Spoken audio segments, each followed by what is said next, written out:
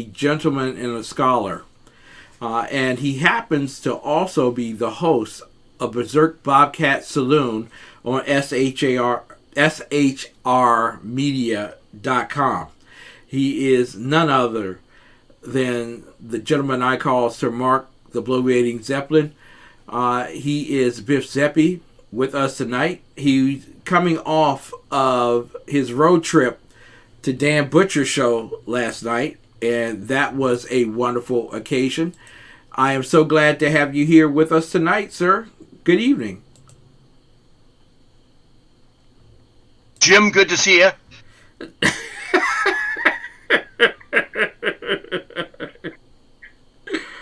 Wow. Okay. We may have to go to a commercial because we are trying to interview Biff Zeppe, and so we're going to want him to call back in. We loved having Mr. Flowers on, but you can all watch us on TECNTV.com. TECNTV.com. Go there and watch us and enjoy. Nothing like live television, ladies and gentlemen. There you go. Biff Zeppe with us. Great having you here. Always great to have me here. Always. It's always great to have me here, Jim, and thanks for having me back.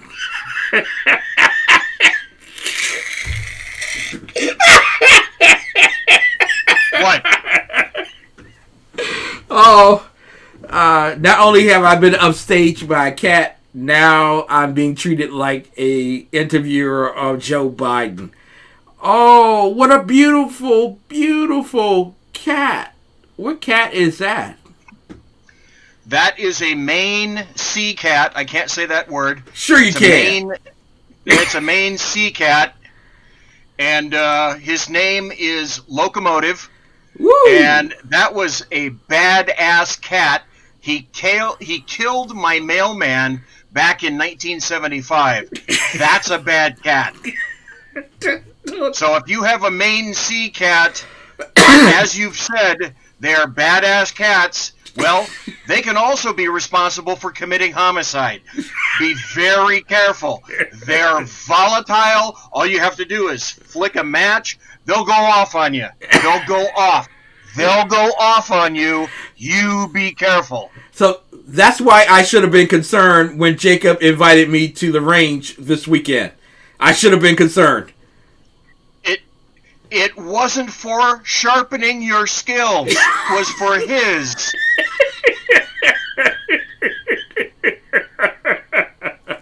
I can tell you exactly what he was thinking. In the Rolls Royce, in the back seat of the Rolls Royce Phantom, as you're driving him over there, because now he's got a chauffeur, and your 2020 Rolls Royce is about to have its ashtrays filled, so you are going to need a 2021. But I guarantee in the back seat of that car, that cat all along that ride, and when he gets out of the car and up to the place where you're looking at your target, I guarantee he's saying it. He's saying over and over, because, he knows what's going on. He's saying front sight, front sight, front sight, front sight. Guaranteed that's what he's saying. Oh, not my cat. Not my cat. Some of the deadliest cats in the universe. Now, there are cats on Zephron that are worse, but Zephron's a long ways away to go for a cat. So, if you get a Maine sea cat, is he behind you still? Yep, Maine coon cat. Yep. In fact, okay. All right. Just want to let you know, because history is telling me this. As your back, doesn't that make you a little concerned? Your back is to him right now. Your back is to him. So if I'm reading this correctly, you look at him right now and he looks innocent, all folded and curved up. Guaranteed what he's doing right now is he's watching that pulsing of your carotid on the left side of your neck. And he's thinking, that fucking kitchen knife looks pretty good right now. I can think of a pretty damn good place to put that right now if I don't get the right food tomorrow morning. All of a sudden... You know, also one of the things that people don't understand about this cat is it is more persnickety than other cats. And cats are persnickety, but this one, if it doesn't like the tuna the right way, it sends it back to the chef. It really does. Well, it's what they say. Dogs are for people that have to have a cheerleader in their life. You know, dogs have owners and cats have staff. You, sir, are staff. Yes, we are staff. This Grey Poupon served in the back of your 2020 Phantom sucks.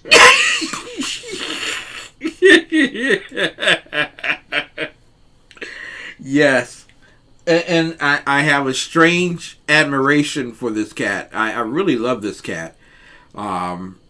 It is well attached to me. I didn't know that it was so comfortable in my studio. It is a very comfortable... You know, maybe he's thinking about taking over the show. Is that what you're trying to tell me? Well, when you're getting close to retirement, in law enforcement, veteran officers say, this is all it's going to take for me to retire. One bad call. One bad call, and I'm gone. I'm retired. That cat is telling you, and you better have your little antenna up, your little cat antenna up. He's telling you, one bad meal, you are toast. I will be watching. I'm looking at the screen. He is looking at you. If you don't think he's looking at you right now, see, when you keep your head straight when you look at the camera, he can see the left side. He can see that carotid pulsing. That is really enticing to a Maine sea cat.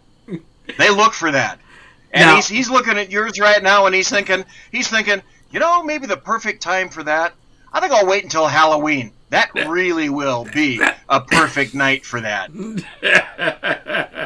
No one would ever think.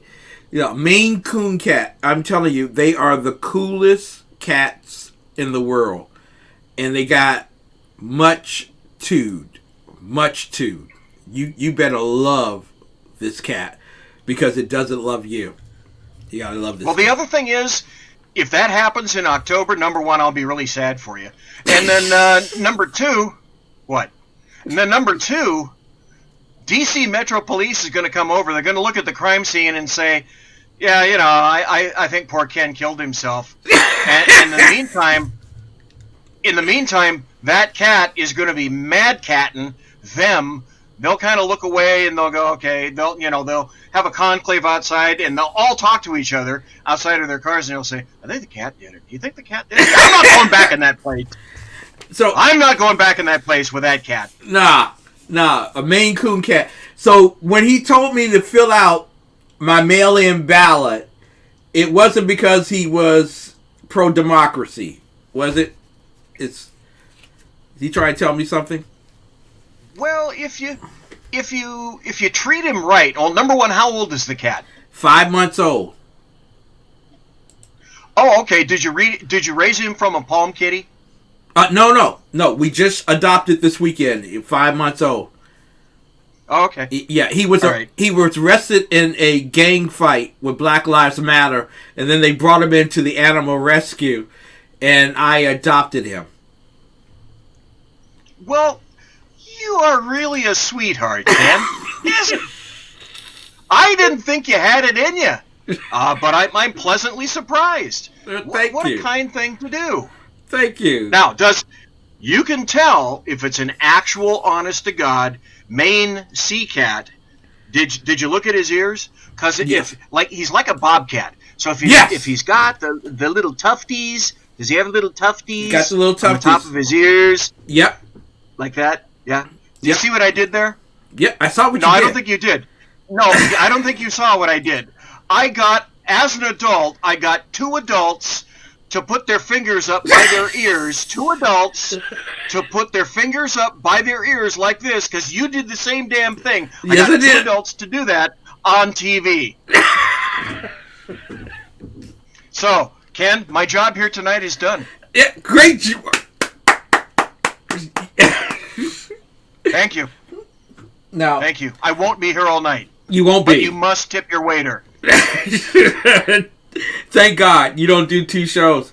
Want to ask you real quick, what was the reaction out west in California A with a capital K when the Beast went around the corner a couple of times with the president in it, and then also when the helicopter left Walter Reed from Bethesda today to go to the White House? Okay.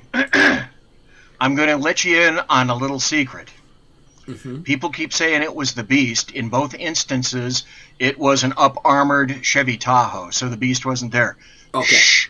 One of the reasons they didn't bring the Beast is because the Beast is a beast to pull out. It's a lot easier to get people into the Tahoe on sort of a last-second kind of thing. There's a lot of preparation that you have to do to get the Beast out. So the Tahoe was a little easier to prep.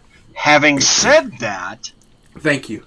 I love to see the American media maggots vent their spleens all over the screens in terms of, it's like they're getting the fantods, bring in the fainting couch, we need the smelling salts. These guys are going 210 over 190. Oh, the president! Oh, my God, the president! He's infected all the Secret Service agents, and they're all going to die.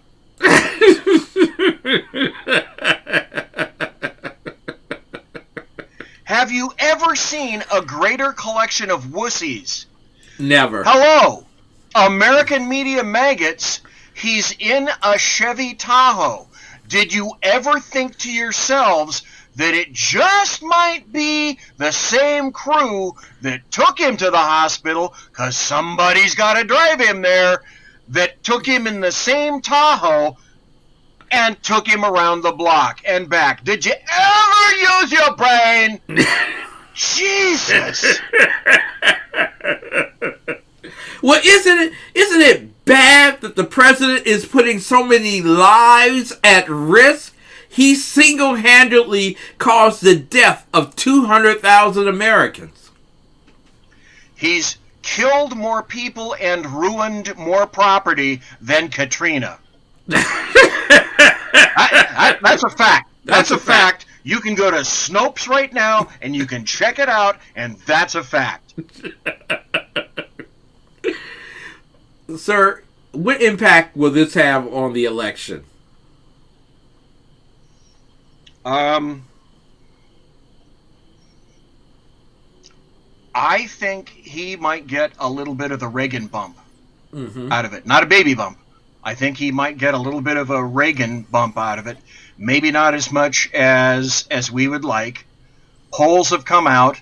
And here's the fun thing. Well, you already know this. Yeah. When pollsters don't predominantly poll Democrats, they get a much more reasonable poll. Trump is a little bit ahead this time around than he was back in 2016. But you see now, there is a major, major, major difference now as opposed to then. There was no such thing as walk away. There was no such thing as Blexit. There was no such thing as Leo Terrell 2.0. There was no such thing as a much greater, much less unemployment for Black Americans and Hispanic Americans. Those things weren't in existence then, as opposed to Biden, who has no accomplishments. I can go through the ton of accomplishments that in 3.5, not quite 4 years, President Trump has under his belt. Now, between you and me and the tree and the pie, the debate was kind of a debacle. And yeah, it was kind of a debacle on both sides.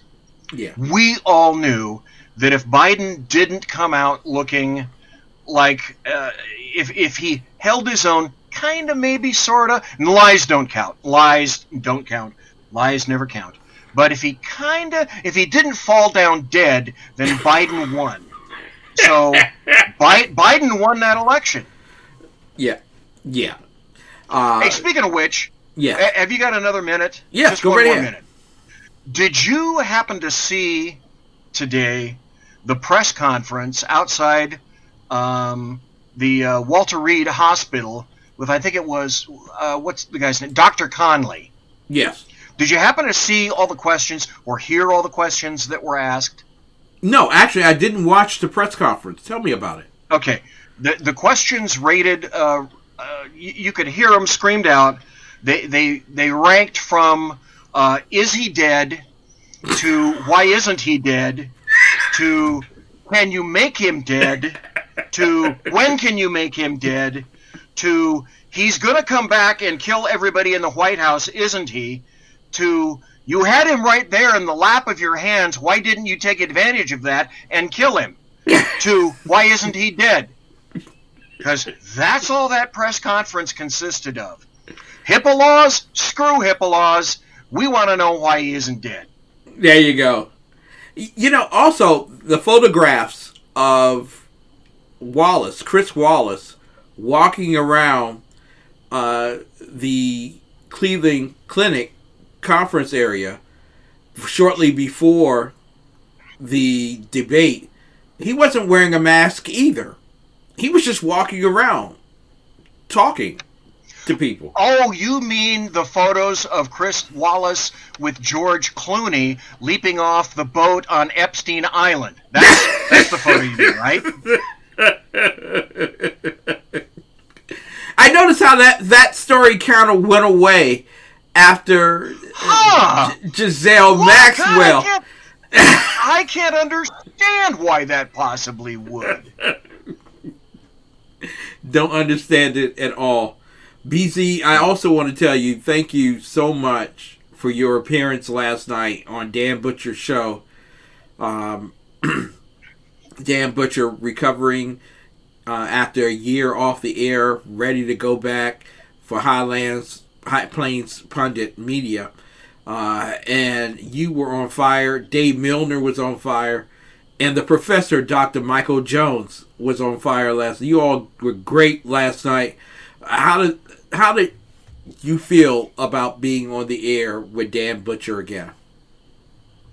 Well, I did him a favor. I'm not a big fan of Dan, and he's not really a big fan of mine. And I sort of tolerate Dan, and he sort of tolerates me. When I want to have somebody talk about Texas, I don't really know many Texans.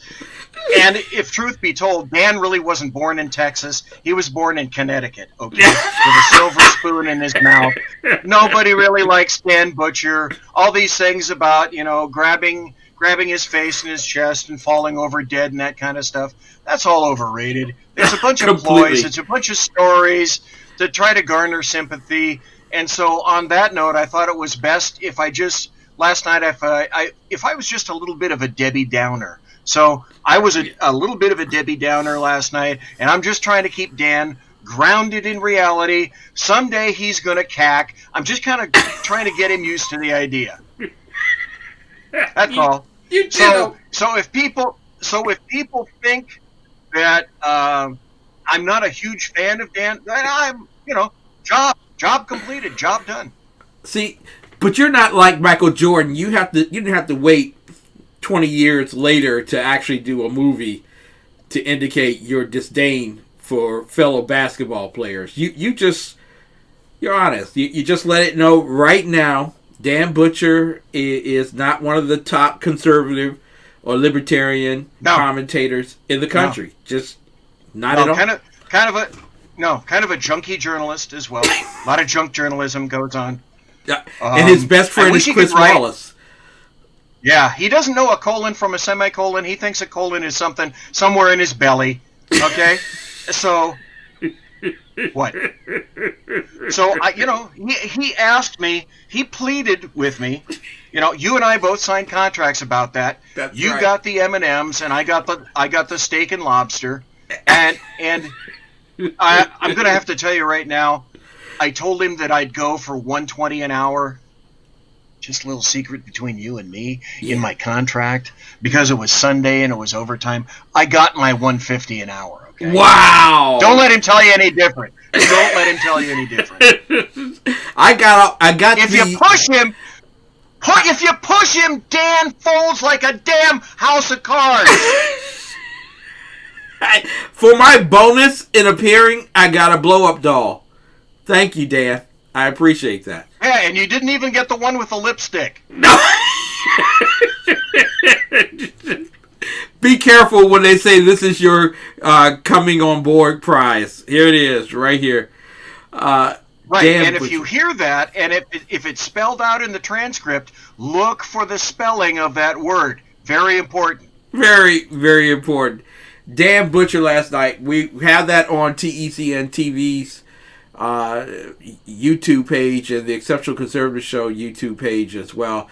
And we're going to work on having it on BitChute hopefully later on tonight. But it was a tremendous honor for me to be on with all of you. And to see how we have grown up over the years. We're pretty big boys now. Isn't that wonderful? Did you just put me on my scale? Did you just weigh me? No, I did not have my thumb How on the scale. How did you know that I was a big boy? How did you know that I was a big boy? I'll be honest with you. I was the guy who, seeing someone getting weighed, would actually put their foot on the scale. You know, it scared the bejeebers out of people. It really would. Okay, I'm going to tell you a little secret. When my doctor wants me to actually weigh in before I come in, I have to go to the Antelope Exit truck scales. I know the feeling. You know, they used to put little scales at the grocery store when I came to shop because I would eat things along the way. Why buy it when they're offering it for free for you in the store? You can eat in the store and walk your way out. So they would weigh me on the way in and weigh me on the way out, and I would have to pay for the dollar per pound kind of thing all together. Listen, I ate the scales. They taste, with hot sauce, they taste great. Oh my goodness. Yep. Bonnie Williams, my executive producer, will probably be telling me to move along. But I've enjoyed talking with you tonight, Dan. You're awesome. I love you, man.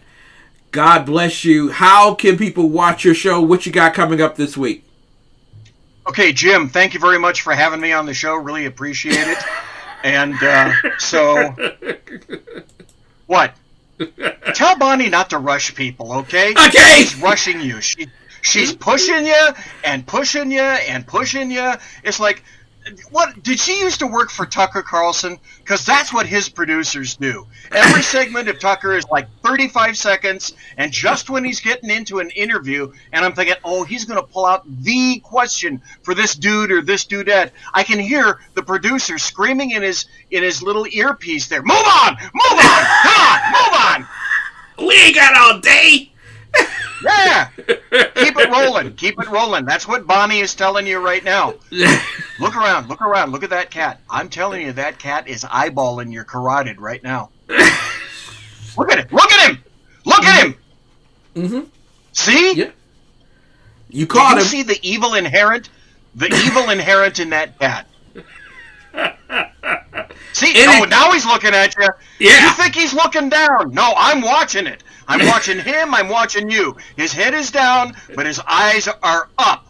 Looking at your headphone, looking at your neck, thinking that your shirt looks kind of nice, that left side of the lapel looks kind of juicy, and the prize is right behind that. So this Thursday night, I have somebody very unique on the show. I got Mike Jones to come back. Woo! And he's going to talk about some constitutional stuff. And probably the biggest question of all is the election, the Constitution, what happens January 20th, Speaker of the House. We're going to be talking about all that good constitutional stuff that everybody asks about, but nobody knows the answer to, except constitutional scholars like Dr. Michael Jones. Exactly. Dr. Jones, I presume. Paging Dr. Jones. Paging Dr. Jones. It is so good to have him back. Paging Dr. Fine, Dr. Fine, Dr. Howard. Paging Dr. Fine, Dr. Fine, Dr. Howard. Pasadena! West Covina! Dan Butcher, it's been great talking with you. You're excellent. I love your show. I watch it all the time. Yeah. Get out of here. Right, come love on, you, cut man. Me off. Get on. Yeah. Moving. Oh, Jesus. Go ahead, cut me off. That's what we do, people. We move on. Ladies and gentlemen, we have to take a commercial break. When we come back from commercial, my final commentary on the evening. What a great joy. Biff Zeppe.